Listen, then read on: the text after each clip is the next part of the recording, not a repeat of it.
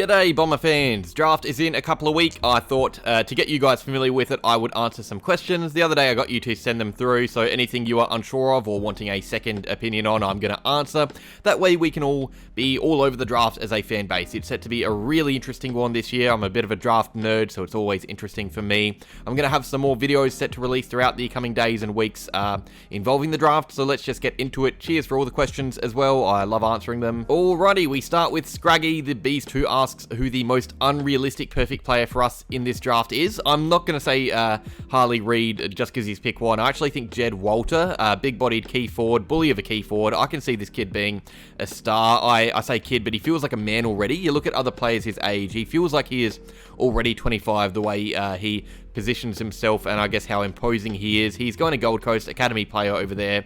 Should be in the top 5 picks, but I think he would be our dream pickup if we were to randomly be allowed one, even more than Harley Reid, just because of our need for a key forward. This is a good question. If Zane Duursma is still available at pick 4, would our pick 9 and a future first tempt North for a trade, and would offering it be too much? So let's say West Coast grab Harley Reid, Gold Coast get Jed Walter, and North select, I guess, Colby McKercher with pick 3.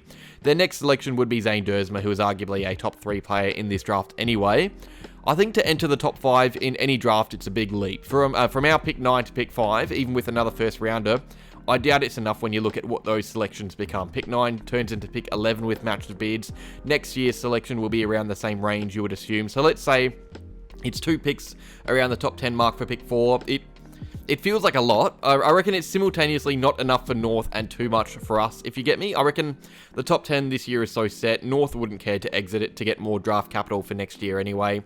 But I also think it's too much for us to spend on one player, especially while our demographic is developing. I think the only world where it makes sense is if we try and give North more capital to give West Coast for pick 1. But even then, we would need something else back in return, and West Coast would have to be happy with what they get. I just don't see it happening anyway. It seems too tricky for us to make any moves early in the draft, and I think it's weirdly, it's giving up too much and also not enough for North. It's that range where it's just way too hard to get a deal done. Another awesome question from the same person. Who would I take at pick 9, Windsor, Leake, or Wilson? All tipped to go after pick 10, but before pick 15-ish. Wilson and Windsor are attacking wingers. I reckon Leake a really versatile utility. Of the 3, I personally prefer James Leake. I think he is terrific. He can play a number of different roles, played lots of defensive footy for Allies, played up forward more for Tassie. He is such a clever player. I really see him having a bright future. Windsor is kind of like that Goulden type player. Wilson is a bit more rounded and athletic. All 3 are great, yeah, winning either way, but of the 3, I think Leake is my personal favourite. That is probably an unpopular opinion. I reckon many would pick Windsor, which is fair. Angus asks if we have any next gen or father-son talents in upcoming drafts. This year, it's just Mahmoud Tahar, who is, if picked, would be in the rookie draft. He isn't all that promising. I'm fairly sure Blake Carousella's son is around next year. There is another Davey child, so we could have 3 with Alwyn Davey and Jaden Davey Jr. Sorry, Alwyn Davey Jr. and Jaden Davey. I think that's the year after next or another one after that. Not too sure if these kids are any good yet, but they were a part of the James Hird Academy a couple of years back. And for Academy, it's rare to find Academy players for our clubs that are really hyped that can end up with us, because the rules are if another club bids on an academy player in the first 40 picks, we can't match it. So you won't get any situations like you have with Gold Coast right now, whose academy is providing them 3 first-round draftees. Only them, Brisbane, GWS, and Sydney have looser academy rules. The rest all have the pick 40 rule. We have a player called Isaac Kako next year who's in our academy, but he's probably going to go in the top 40, so not too much in the coming years to get crazy excited about. We might get lucky with a few father sons, hopefully. Emma asks if we should be looking for some more depth in the draft. I think depth-wise, there aren't many options we need fixed right now, or that can be fixed by the draft, at least. If we were looking to get ready-made options for depth, it is done through the trade period, which we have done a bit. More than anything, we're going to be looking at young players who can fill potential holes for the future. So I look at our general defenders. Heppel, Hind, and Kelly are all getting a bit older. If we can find a goodie now, it can help ease the pain when they all retire.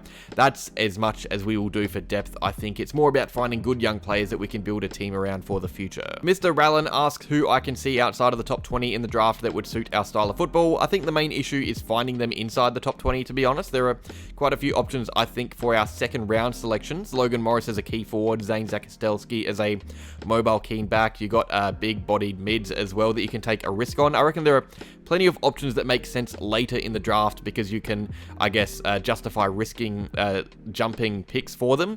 I spoke of defenders before. In the 30s, you could have Tao Jath or Lamont Lowell or Angus Hasty, so there's quite a few options that could fill our needs and fit into the team if they are to end up being good players. I look at Logan Morris as a player. Smaller key forward, very strong in his body. I think that could be handy down the track. David asks, what positions do we need a draft for and what players could we get for those positions? It's always hard to go into the draft with a plan because so much changes on the night.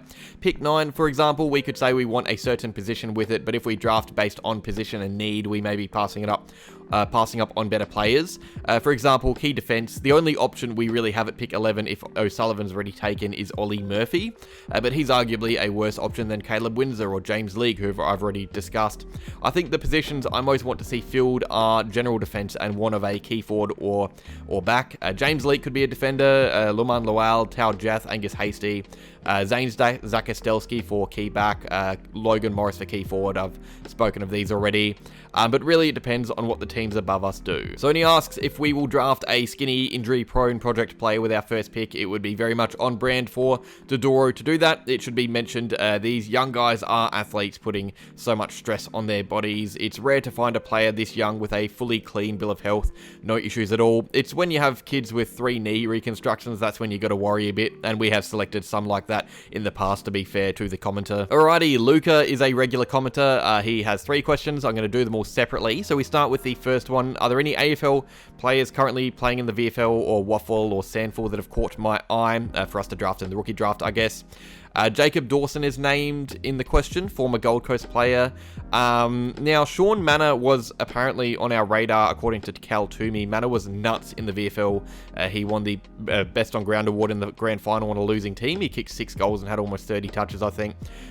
So he's on a few teams' radars. I'm sure a few of you guys listening would be happy if we picked him up. That's the main one I can think of for a mature aged option. Question 2, are there any players we take in the rookie draft? We probably will. It's a short draft this year. I think we're only set to use 3 picks. There's less than 60 players set to go in the national draft, less than 50 some seem to think, in fact, but that means that there are some talented youngsters without lists that could go in the rookie draft. I think that means clubs will act and try and use both rookie picks. Shaun Managh, who I spoke of, could fall then. There are lots of untapped potential prospect players set to be available then. If we had to get Mahmoud Taha, who I spoke of earlier, our academy player, it would be through the rookie draft. It's always impossible to predict that particular draft, though. It's always up in the air. I'm sure we're going to at least pick 1 player up, probably 2. And finally from Luca, do we trade up to get a top 5 pick in the draft? And with picks 31 and 35, who would be left in the draft? Technically 2 questions there. Luca cheekily trying to slide in another one, but it's worth it because you do always provide the goods. I don't see how we can trade up into the top 5, like I said from an earlier question. You got to pay overs, and I do like picks 31 and 35. I think there's going to be plenty of options after pick 20, from 20 to 45. I find it hard to split a lot of the players talent-wise, so there is definitely plenty for us there. Quite a few small forwards and defenders, some ruck options maybe. There are key positional players that could slide or rise, so I like those selections. I think we keep them.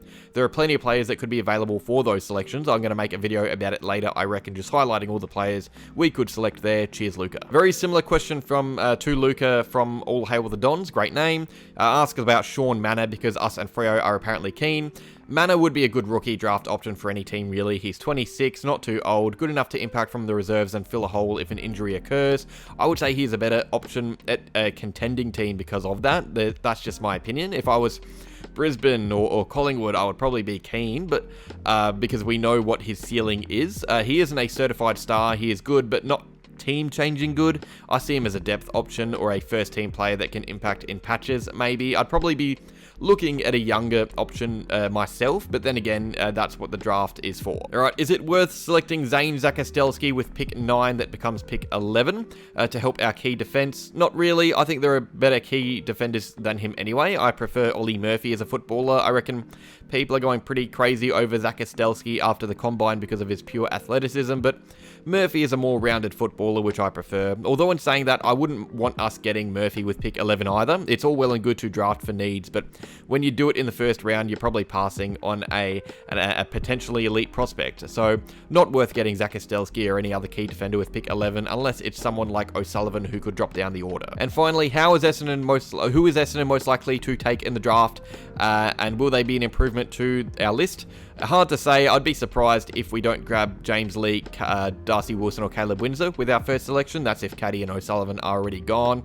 And I think any of those players improves any list for the future. That's usually the case with first round draftees or top 15 draftees. After that, it's a bit harder to gauge, but I think any of those options are fairly safe for at least a first team player down the track. That is all. Another cheeky Q&A. Cheers for all the questions. I hope I've answered them well. Feel free to ask more questions down in the comments below. I've been slack at replying lately, but will do my best to get to them. Cheers for watching. Like, subscribe, and go Bombers.